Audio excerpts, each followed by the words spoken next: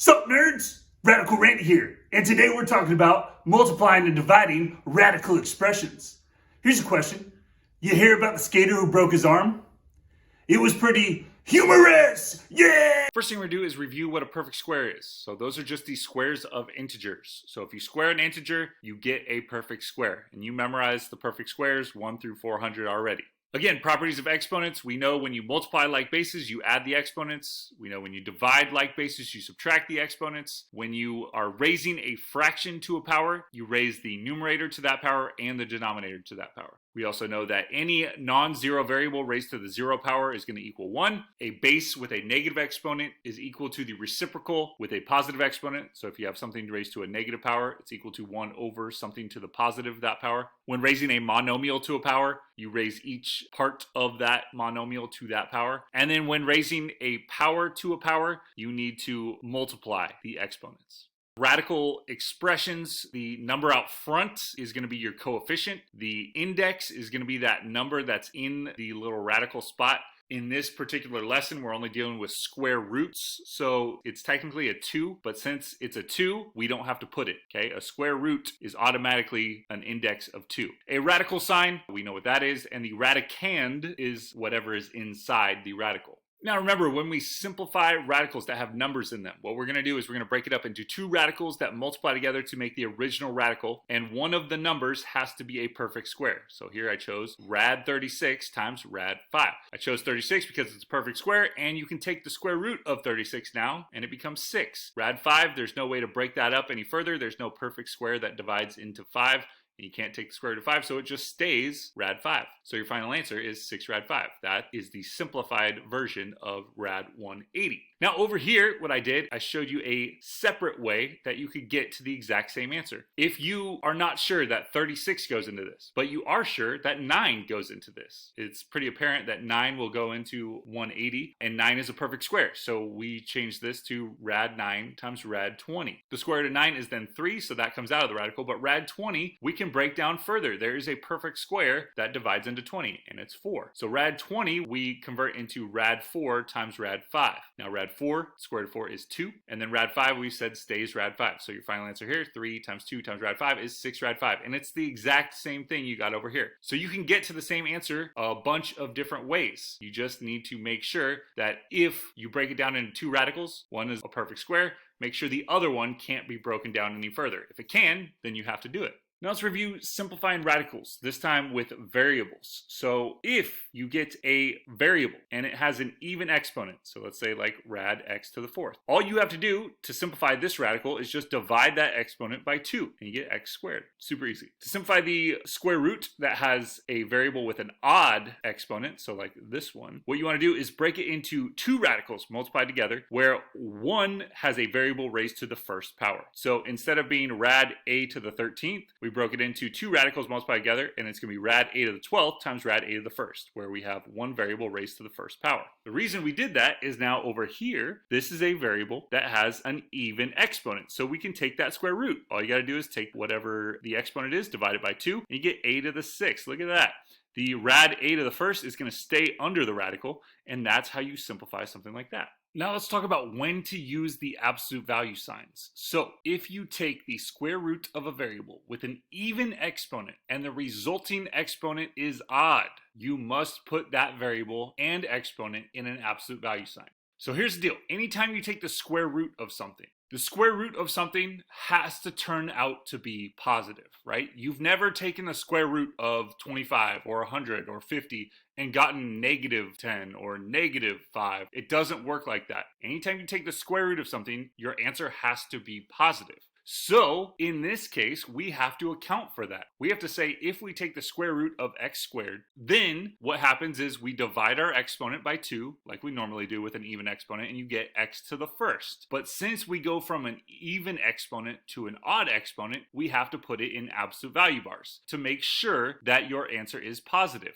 If, for instance, this was an even exponent and we went to an even exponent after we divided it by 2, then we wouldn't need the absolute value bars, because when you raise anything to an even exponent, it's automatically going to be positive, because if you square something, negative times negative becomes positive. If it's to the 4th power, Negative times a negative becomes positive. Times negative makes it negative, times a negative makes it positive again. So anything to an even exponent is automatically going to be positive, therefore it doesn't need absolute value bars. Let's continue. If I took the square root of a to the 11th, remember this is an odd exponent, so what I have to do is break it into two radicals where one of them is rad a to the first, and the other one would have to be rad a to the 10th. So this is going to stay rad a. Over here, I could take the square root of a to the 10th now because this is an even exponent, so all I do is divide this by 2 and remove the radical. So it becomes a to the 5th power. But since I'm going from an even exponent to an odd exponent, I have to put absolute value bars around it to make sure that it stays positive. Over here, this stays rad a, so that's my final answer. Lastly, I have this one over here. So I'm going to take the square root of each of these separately, square root of h to the 6th and the square root of m to the 8th. Square root of h to the 6th, again, once you take the square root of an even exponent, you just divide it by 2. So this becomes h to the 3rd. But since I go from an even exponent to an odd exponent after I take the square root, I have to put that in absolute value bars so that it stays positive, because an odd exponent can still be negative. Here, since we have an even exponent, we divide that by 2, and we get m to the 4th. Because you're going from an even exponent to an even exponent, you don't need absolute value bars. There's nothing you can plug in here and get a negative number with. Because it's an even exponent, it's always going to be positive, so you don't need the absolute value bars. Whereas here, an odd exponent, if I plugged in like -1 here, -1 times -1 is +1, times -1 is -1. So we need the absolute value bars. So this is how you write your answer. Now let's talk about multiplying radical expressions. To multiply radical expressions, you're going to multiply the coefficients together and multiply the radicands together, then simplify. So it's actually pretty easy. Multiply the numbers on the outside together and multiply the numbers on the inside together. Here, we're going to multiply the 3 times the invisible 1 out here. So 3 times an invisible 1 is going to be 3. Now we multiply the radicands together. W to the 5th times W to the 7th is going to be W to the, we add the exponents together, we get W to the 12th. And that stays under the radical. Now all we have to do is simplify this. So this 3 we bring out front, and the rad w to the 12th we now are going to simplify. So what is the square root of w to the 12th? Can we simplify that? Yeah, it's an even exponent. So when you take the square root of a variable to an even exponent, you just divide that by 2 and we get w to the 6th. Now since we went from even to even, we don't need absolute value bars, so we just get our answer, 3w to the 6th. Over here, we again multiply the coefficients together. -7 times 2 is going to be -14. And we multiply the radicands together. 6x cubed times 4x. You multiply the 6 and the 4, you get 24. X to the 3rd times x to the 1st, you add the exponents, you get x to the 4th. Now, this -14 stays out front, and we have to break up this rad 24 x to the 4th. So rad 24 x to the 4th, we're going to split up the rad 24 and the rad x to the 4th. It'll make it a little easier to break this up. Again, just keep this -14 out front. The rad 24, we need to break into two radicals that multiply together to make 24, one of which has to be a perfect square. So I know 4 goes into 24, right? And 4 is a perfect square. So it's going to be rad 4 times rad 6. And then over here, since we have an even exponent, the square root of a variable to an even exponent, just divide that exponent by 2, you get x to the 2nd power. Now all we have to do is simplify this. So -14 stays -14. Rad 4 is 2, we know that. Rad 6, we can break that down to rad 3 and rad 2, but neither of those are perfect squares, so the rad 6 just stays under the radical. And then x squared stays x squared. Now anything that doesn't have a radical, we multiply together, put it out front. Anything that does have a radical, you multiply together, put it in the back. -14 times 2 is -28 times x squared is -28 x squared. The rad 6 goes at the end, and you're done. What do babies wear when they go skating? Minivans! Example time. Now example 1, simplify each radical expression. So we're multiplying these two together. Now again, multiply what's out front of the radical together. So that's just 1 times 1, so 1. And then multiply the radicands together. 8 times 30 is going to give you 240. Now we need to break up rad 240. So two numbers that multiply together to make 240, one of which has to be a perfect square. That's going to be 16 and 15. So what we do then is we square root 16. What's the square root of 16? That's 4. And now we can break up rad 15 into rad 5 and rad 3, but neither of those are perfect squares. So we just leave it rad 15. It stays under the radical. So our final answer is just going to be 4 rad 15. Let's try B. So again, we multiply the coefficients together. This time we have an invisible 1 and a 1/3. So 1 times a third is going to be a third. We multiply the radicands together. 24 times 6 is going to give you 144. Now this 1/3 we're going to keep out front. and we're going to simplify this rad 144. So let's go ahead and do that. 1/3 stays out front. The rad 144, we break into two radicals that multiply together to make 144. No, we can actually take the square root of this, right? 144 is a perfect square. Awesome. What's the square root of 144? It's 12. So then we just multiply 1/3 times 12, or 12 divided by 3. It's 4. Done.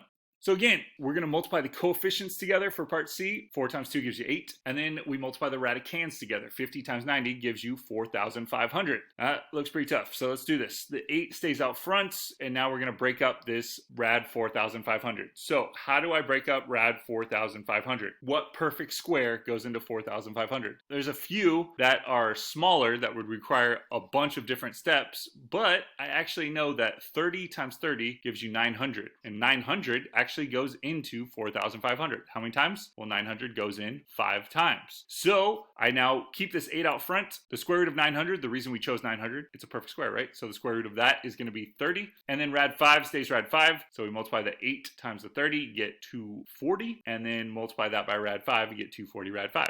Why did the surfer go to college? They thought it was a pipe dream. You try.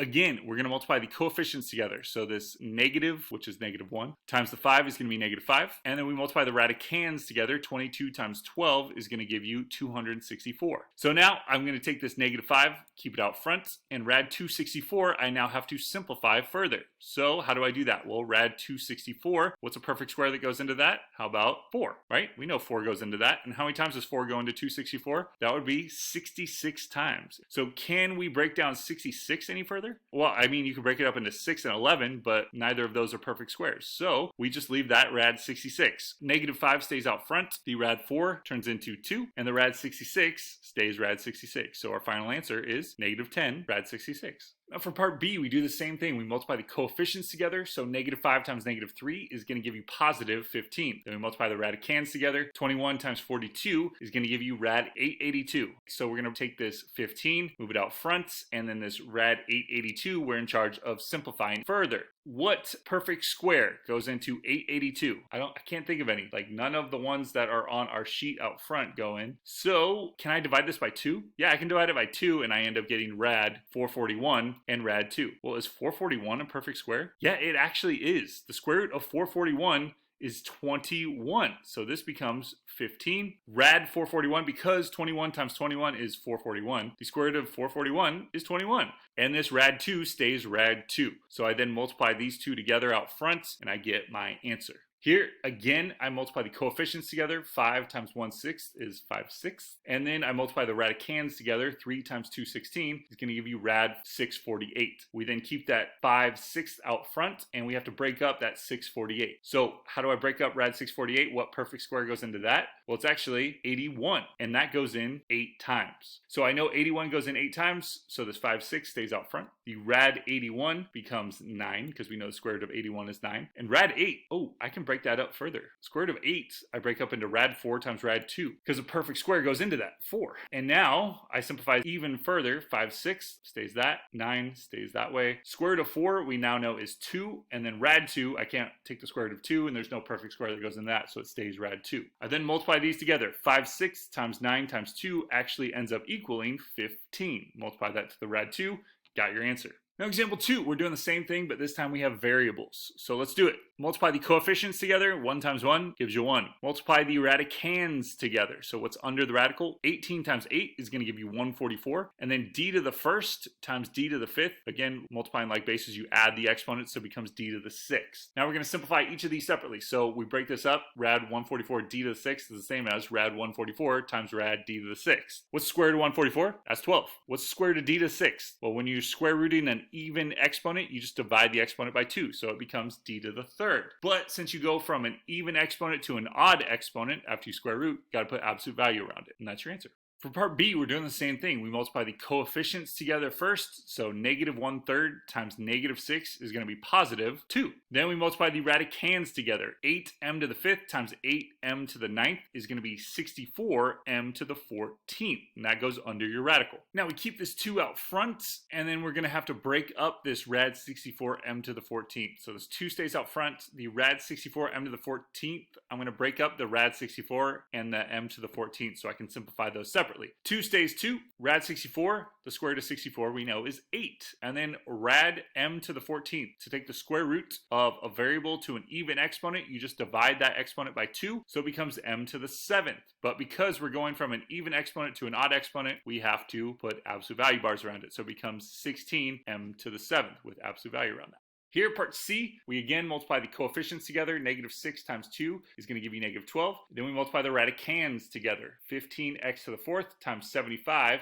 is going to give you 1,125. And that's going to be x to the 4th tacked on the end. So now this -12 is going to stay out front, and the rad 1,125 x to the 4th we now have to break up even further. So we give each of those their own radical, so we can break those up. Again, -12 stays -12. Rad 1,125. What perfect square goes into that? Well, I know for a fact that 25 goes into that. So how many times does 25 go into this? 45 times. Now, this square root of x to the 4th, anytime you take the square root of a variable to an even exponent, just divide it by 2. So it becomes x to the 2nd power. Now here, -12 stays -12. The square root of 25, we chose 25 because it's a perfect square. That becomes 5. Rad 45, can I break that up any further? Is there a perfect square that goes into 45? Yeah, 9 does. So rad 45 becomes rad 9 times rad 5. And then x squared is still x squared tacked on the end. We're almost done. -12 stays -12. 5 stays 5. Rad 9 becomes 3 because the square root of 9 is 3. And then rad 5, we can't break that up any further. There's no perfect square that goes into that, so that stays under the radical, and this x squared is tacked on the end. We then multiply everything that doesn't have a radical together. So -12 times 5 times 3 times x squared. That goes out front as -180 x squared.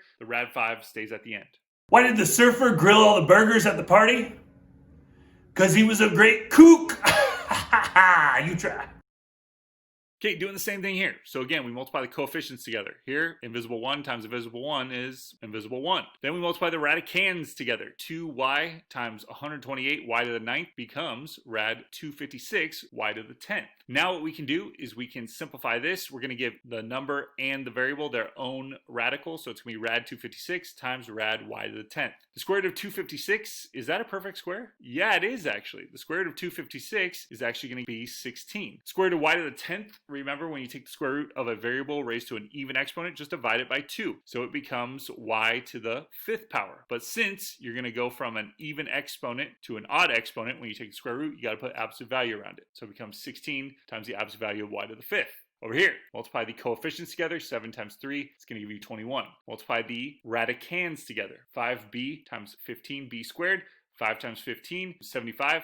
B squared times b to the 1st is going to be b to the 3rd. We then go ahead and keep this 21 out front. The rad 75b to the 3rd, we now have to break up even further, right? So 21 stays 21. The rad 75b to the 3rd, we're going to give each of those their own radical. So it's going to be rad 75 times rad b to the 3rd. 21 stays 21. Rad 75. What's a perfect square that goes into 75? 25. So rad 75 we break up into rad 25 times rad 3. When we're taking the square root of b to the 3rd, this is an odd exponent. So to take the square root of a variable with an odd exponent, you have to break it into 2 radicals, where one of the radicals is the variable to the 1st power. So then what would be in the other radical? B to the 2nd power, right? Because when you multiply like bases, you have to add the exponents. So these would have to add up to make 3. Now let's simplify this. 21 stays 21. Square root of 25 we know is 5. Square root of 3, that stays rad 3. There's no perfect square that goes into 3. Square root of b squared, you just divide that exponent by 2 since it's even, and it becomes b to the 1st. But since when you divide this, you get an odd exponent, you have to put the absolute value of b to the 1st. And then here, rad b to the 1st, there's no way that comes out, so that just stays under the radical. Now, again, multiply anything outside of a radical together, multiply anything that's under a radical together. So this becomes 105 times the absolute value of b times rad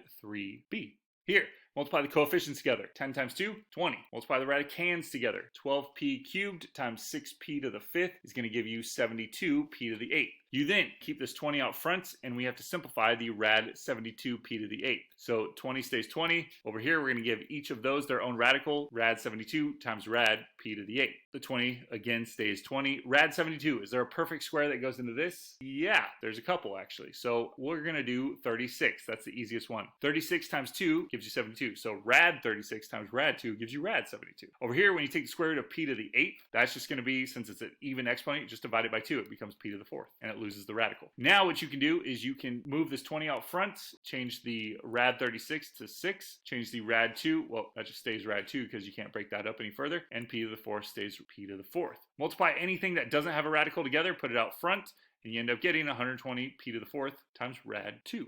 Now let's talk about dividing radical expressions. So to divide radical expressions, if the numerator and denominator have a radical, put the entire fraction under one radical. So here our numerator and denominator both have a radical, so we're going to put it all under one radical. Next, we're going to simplify that fraction and then put the numerator and denominator back under a radical. So let's simplify this. 32 over 50, I can divide each of those by 2, and I end up getting 16 over 25.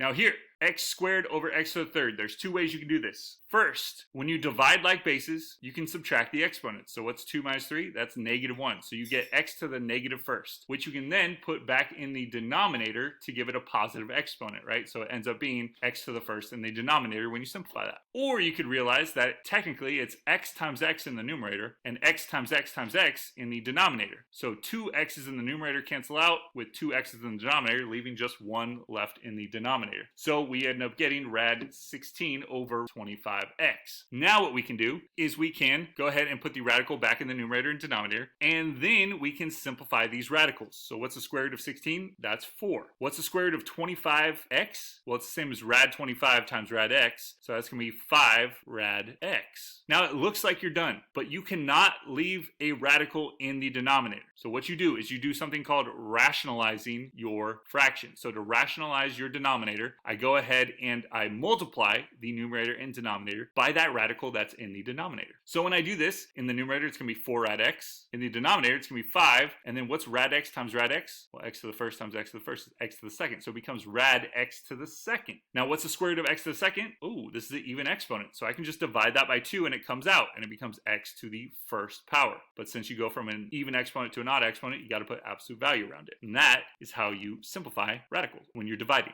Example 3, let's go ahead and do this. So first, if there's a radical in the numerator and denominator, put it all under one radical. They do that for you. So we move to the next step. We simplify this fraction. Done. We divide each of those by 2. This is what we get. Now we put the radical back in the numerator and denominator. We take the square root of each of these. So square root of 3, that stays rad 3. Square root of 16, we can turn into 4. Now this 7 out front is the same as 7 over 1 times rad 3 over 4. So we just multiply the 7 to the numerator. Anytime you have a big number out front and a fraction multiplied to it, all you have to do is just multiply that number to the numerator. So it becomes 7 rad 3 over 4, and you're done. For part B, they do the first step for us, which is kind of nice. So all we have to do is simplify this fraction in here. So 5 over 64, you can't simplify that. Okay, so we go to the g's. There's 5 g's multiplied in the numerator together, and then 6 g's multiplied together in the denominator. So 5 of the g's in the numerator cancel out with 5 g's in the denominator, and just leave 1 g left in the denominator. Sweet. So we end up getting something that looks like this. We go ahead and put our radical back in the numerator and denominator. Rad 5, we can't simplify, but rad 64g, we can break up into rad 64 times rad g, because what's the square root of 64? That's 8, so it becomes 8 rad g. But look, we have a radical in the denominator. You cannot leave a radical in the denominator in your answer. So you go ahead and rationalize the denominator by multiplying the numerator and denominator by that same radical. In the numerator, they're both radicals, so under the radical, you can now put 5g. In the denominator, rad g times rad g is rad g squared. Now, the square root of g squared becomes g to the first. But since you go from an even exponent to an odd exponent, you got to put absolute value around it. So it becomes rad 5g over 8 times the absolute value of g. Lastly, part C, we are going to first put this all under one radical. Well, what about this 8? Well, remember what we did up here? This 7 is the same as the 7 put out front. So we're going to go ahead and take that 8 and just move it out front. And then put this all under one radical. It means the exact same thing. Now we can simplify this fraction. So 7 over 28 simplifies to 1 over 4 if we just divide each of those by 7. And then there's 1 x in the numerator, 3 x's in the denominator. So one of these cancels out with one of these, leaving just 2 x's in the denominator. So we get something that looks like this. Now we can put that radical back in the numerator and denominator and simplify. Square root of 1 is 1. Square root of 4x squared. I can take the square root of 4 and I can take the square root of x squared. That's kind of nice. So this becomes 2. This becomes x to the first. And since it goes from an even exponent to an odd exponent, we got to put absolute value around it. Now, is there any way we could simplify this any further? Yeah, 8 over 2, divide the 2 into the 8, and you get 4. What do you call surfers under 5'9"? Short borders! You try.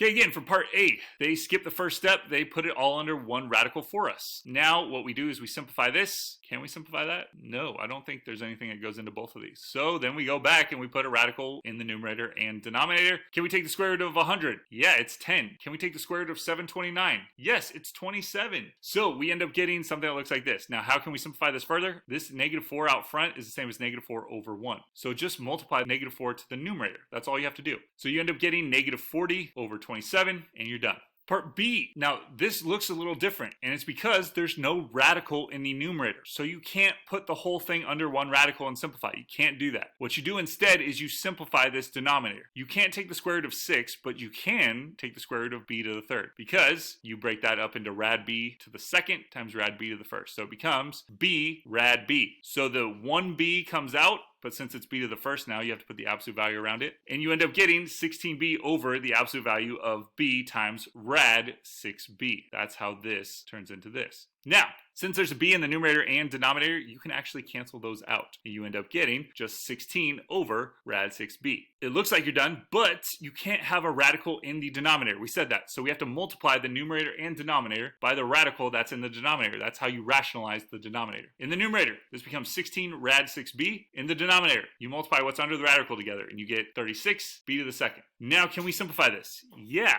that's the whole reason we did it. It turns into rad 36 times rad b squared. The square root of 36 is 6. The square root of b squared is b to the first, which, again, since you're going from an even exponent to an odd exponent, you put it to the first power. For this last one, the first thing we want to do is take this 2, move it out front, and then put this all under one radical. Once we do that, we can then simplify this fraction. The 24 over 48, we can divide each of those by 24, and we end up getting 1 over 2, actually. Now, you see there's 1 t in the numerator, 4 t's in the denominator, so you cancel out one of those t's with one of the t's in the denominator. You're left with 3 t's in the denominator. So now you have something that looks like this. So we can go ahead and put that radical back in the numerator and denominator. The square root of 1 is just 1. The square root of 2t cubed, let's break that up into rad 2 times rad t cubed. The square root of 2 is just going to stay rad 2. But the square root of t cubed, this is an odd exponent. So what we have to do is break it into 2 radicals, and in one of those radicals, make it t to the first. In the other, however much is left over, so t to the second. Now we can rewrite this square root of 2t cubed as rad 2 times the absolute value of t times rad t, or absolute value of t rad 2t. Please note that in the numerator, I just multiplied this 2 to the one that was up here. That's how I got this 2. Now I can't leave this as my answer because it has a radical in the denominator. So to get that out,